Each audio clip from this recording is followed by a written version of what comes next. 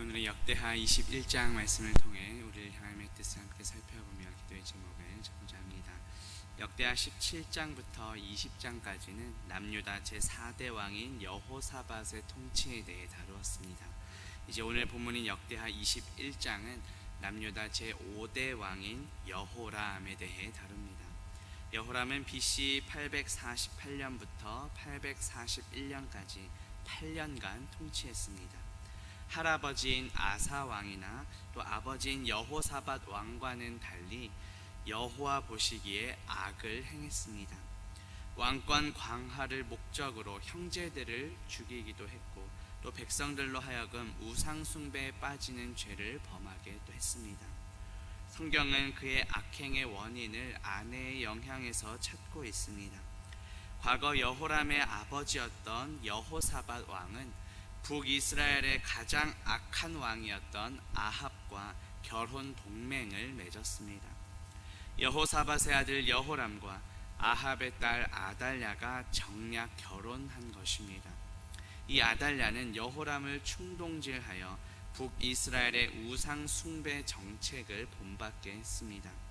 그로 인해 여호람도 타락하게 되고 하나님께서는 여호람을 심판하십니다. 그런데 여호람의 이러한 악행에도 불구하고 하나님께서는 이전에 다윗과 맺으셨던 그 언약을 기억하셔서 오직 한 아들을 남겨놓으시고 다윗 왕조를 이어가게 하십니다. 그리고 훗날 이 다윗의 후손에서 예수 그리스도께서 만왕의 왕으로 오시게 됩니다.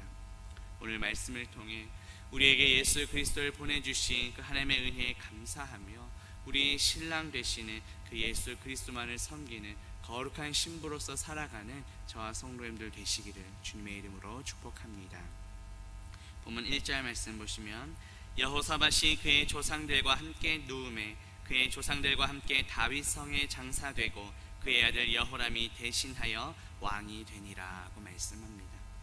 이 역대기서는 포로 귀환 이후 그 세대의 이스라엘 백성들에게 선택받은 민족이라는 이 정통성을 보여주기 위해서 남유다 다윗 왕조를 중심으로 이스라엘 역사가 기록된 책입니다. 역대하 1장부터 9장까지는 솔로몬의 성전 건축 이야기가 나왔고 이후 10장부터 마지막 36장까지는 이 다윗 언약을 계승한 남유다 왕국의 20명의 왕들에 대한 이야기가 나옵니다. 오늘 본문은 남유다 제5번째 왕인 여호람에 대해 다룹니다. 여호람은 자신의 모든 동생들을 다 죽이고 외조부였던 아합의 행위를 따라갔습니다. 나라 곳곳에 산당을 세워서 백성들로 하여금 우상 숭배를 하도록 적극 장려했습니다. 그 결과 하나님의 심판을 받아 비참하게 죽어갔고 그 시신은 열왕의 묘실에도 들지 못하는 그러한 수치를 당하게 됩니다. 이러한 모든 죄악과 수치는 이 여호람이 우상 숭배자였던 아합과 이세벨의 사위였기 때문입니다. 여호람은 여호와께서 일으키시다라는 뜻입니다. 그런데 그 이름의 뜻에 걸맞지 않게 여호와로부터 일으킴을 받지 못했습니다. 오히려 온전히 세워야 할 나라를 타락으로 빠지게 만들었습니다. 그렇다면 우리 안에 예수 그리스도보다 높아진 우상들은 무엇입니까? 우리의 믿음을 온전히 세우지 못하도록 방해하는 그런 우상들은 무엇인지요?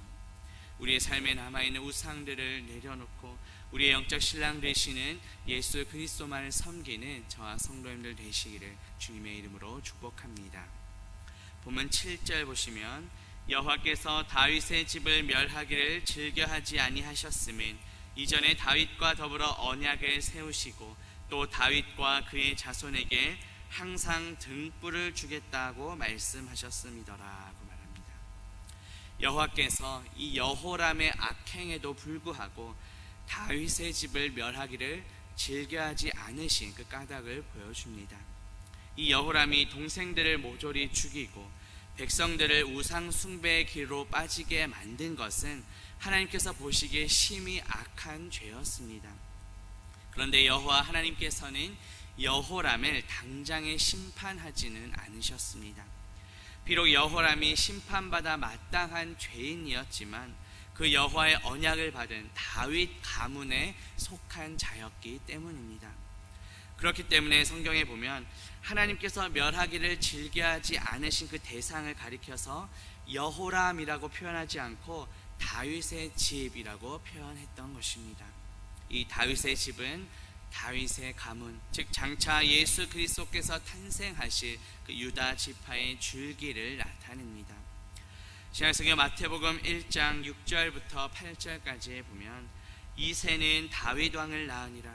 다윗은 우리아의 아내에게서 솔로몬을 낳고 솔로몬은 르호보암을 낳고 르호보암은 아비야를 낳고 아비야는 아사를 낳고 아사는 여호사밧을 낳고 여호사밧은 요람을 낳고 요람은 우시아를 낳고 라고 말씀합니다.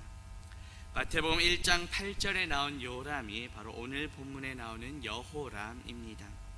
쭉 이어져서 마태복음 1장 16절에 보면 야곱은 마리아의 남편 요셉을 낳았으니 마리아에게서 그리스도라 칭하는 예수가 나시니라고 말씀합니다. 비록 여호람은 악행을 많이 저지르기는 했지만 하나님의 은혜로 예수 그리스도의 계보에 이름이 기록되었습니다. 이것은 하나님께서 여호람 개인에게 어떤 자비를 베푸셨다 하기보다는 다윗과의 언약을 기억하셔서 이 다윗 가문에 대해 자비를 베풀어 주신 것입니다. 따라서 여호람은 그 어떤 개인의 자격 때문이 아니라 단지 다윗 가문의 후손이라는 그 한 가지 사실 때문에 하나님의 은혜를 받았던 것입니다. 사실 우리가 구원받은 것도 이와 마찬가지입니다. 하나님께서는 다윗과의 언약을 기억하셔서 여호람에게 자비를 베풀어 주셨습니다. 하나님께서 이전에 다윗과 맺으셨던 언약은 무엇이었습니까? 사무엘하 7장 16절에 보면 내 집과 내 나라가 내 앞에서 영원히 보존되고 내 왕위가 영원히 견고하리라고 말씀하셨습니다. 오늘 본문에서는 영원히 보존되고 영원히 견고하리라는 그 표현이 항상 등불을 주겠다라는 표현으로 변경되었습니다.